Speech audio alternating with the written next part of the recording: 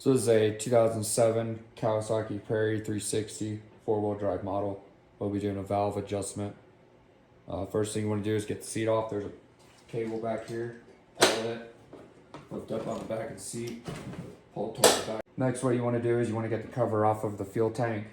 You've got two 10mm bolts right here, two Phillips head screws right here toward the front by the steering, and another one on the side by the shifter. And then you want to take the cap off the fuel tank. We'll go ahead and get those off.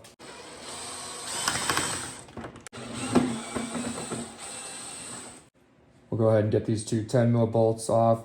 They'll hold the cover that's covering the fuel tank, and these two also hold the fuel tank to the frame. We'll go ahead and get those off. And yours should have a lock washer and a flat washer on each bolt. You want to make sure you get these metal grommets out. They just look like that. Straighten the wheel back out. Take your fuel cap off. Next, you'll come over to the other side. You'll grab a 12mm wrench. There's a bolt underneath the shifter. You just want to loosen it. Get it hand tight, and then you can twist the shift lever off. Go ahead and grab the plastic. Put it straight up. Next, grab a Phillips head screwdriver. You want to remove this lever for the fuel petcock. Just has a Phillips head screw on the inside of it. Slides right to you. Next, you want to remove the fuel line going to the fuel petcock. So if you look at the fuel petcock and look to the right, there's a hose clamp right here. You want to get that hose clamp off and pull that fuel hose off. And you want to make sure your fuel petcock is in the off position before you do this. Once you get that fuel hose clamp off, you might want to put a drip pan underneath in case residual fuel inside the fuel line drips out. You can catch it underneath with a drip pan. Next, you want to start removing this black cover. It covers the exhaust. Phillips head screw right here. Another one right here. There's two more behind this mud guard. You got to kind of bend this back and then you'll see them. Best way I found to getting the two screws off the behind the mud guard right here is using a small Phillips head screwdriver. Once you get those four Phillips head screws out, this just pops right off. And you want to watch this bracket right here, because this can come off pretty easily. The next step will be getting this mud guard off on this inner wheel fender. The easiest way I found of accessing those screws is taking the wheel off. So you'll use a 17mm with an impact gun.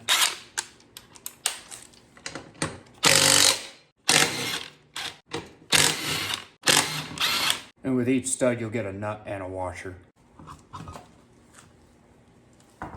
So on this inner wheel fender, you'll have a series of Phillips head screws going around. In total, you'll have 7, and then you'll have one automotive push pin connector right here. All you do is just grab the where it's grooved, push that inner tab out, and then you can grab that outer tab and pull it straight out. And you're gonna have to do some shimming with this mud guard. Next thing is removing the fuel tank. Go ahead and grab your fuel tank cap, put it back on.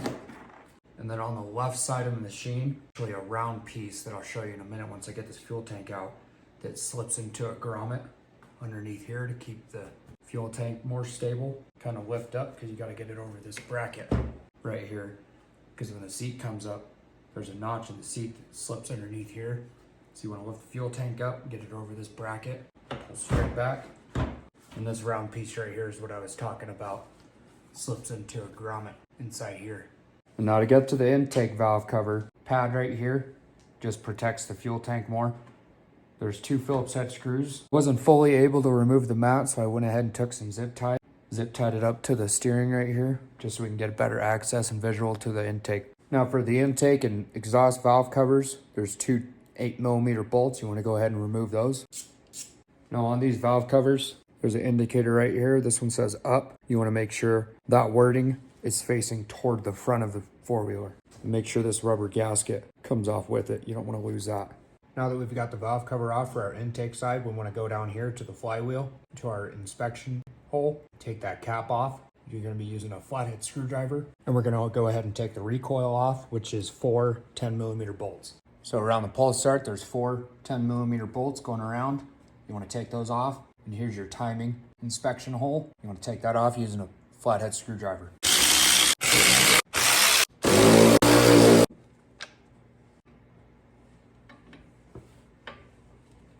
When you get that valve timing inspection cap off, it'll have an O-ring on it. Make sure you don't lose that. Next, you want to grab a 19mm socket and ratchet. Put on the flywheel bolt, rotate the engine counterclockwise. While you're doing that, you look down in this inspection hole.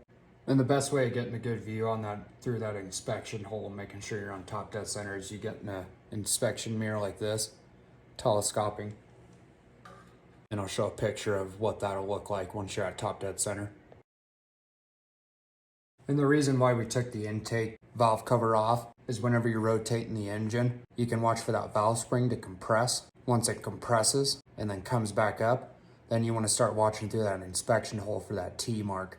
And you want to make sure that T mark's right in the middle of that hole. What that means is you're on top dead center on the compression stroke. You want to be on the top dead center on the compression stroke when adjusting valves. And I'll show the adjustment spec on the screen for the intake and the exhaust, but what you want to do is grab a feeler gauge, 9mm wrench. You're going to go ahead and loosen this top nut right here. Grab your feeler gauge and put it in between the lash cap and the nut. You can grab the top of that nut and screw it out or in.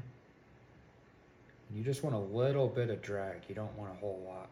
And then once you get the spec you want, go ahead and tighten that bolt back.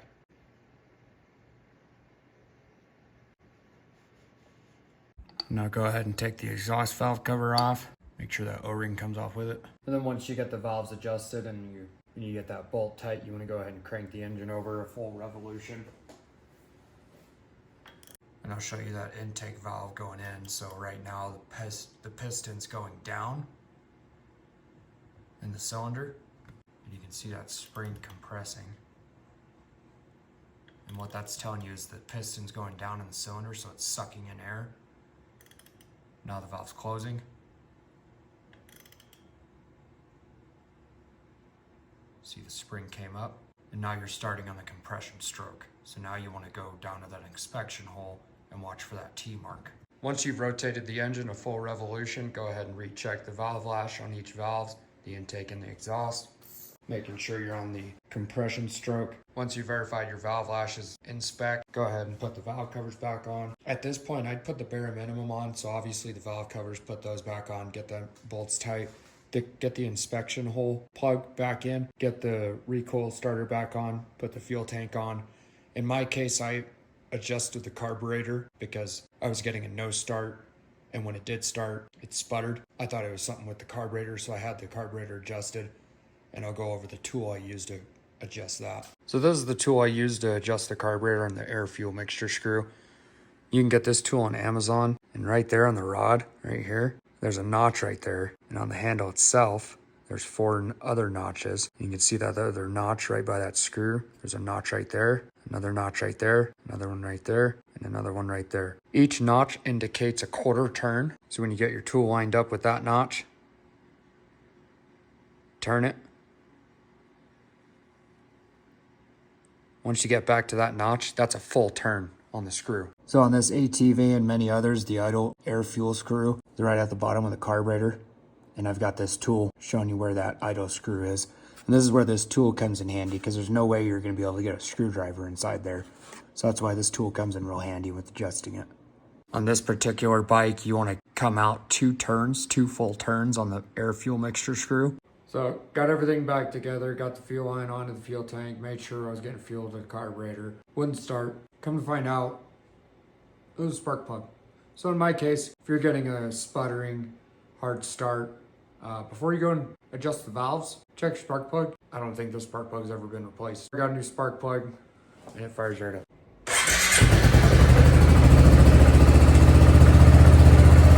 My no start or a hard start, and when it would start, it would sputter out, backfire. In my case, dang spark plug. I've had this thing for a few years now. It's only got a little over 1,000 miles on it. It's got 190 hours on it, and I've never adjusted the valves on it. I'm sure they were due, but new spark plug fixed my issue. And if you're wondering how to get to the spark plug, it's on the right side. It's actually pretty easy to get to. There's the boot right there. Spark plug's right there. It takes an 18mm deep socket to get that out. What I ended up using was a 1/4" ratchet with a 3/8 adapter, because there's not much room for a 3/8 ratchet head in there. So And if you're curious about this, I also made a YouTube video on a custom snowplow mount for this. Go ahead and check it out. Till then, we'll see you guys around.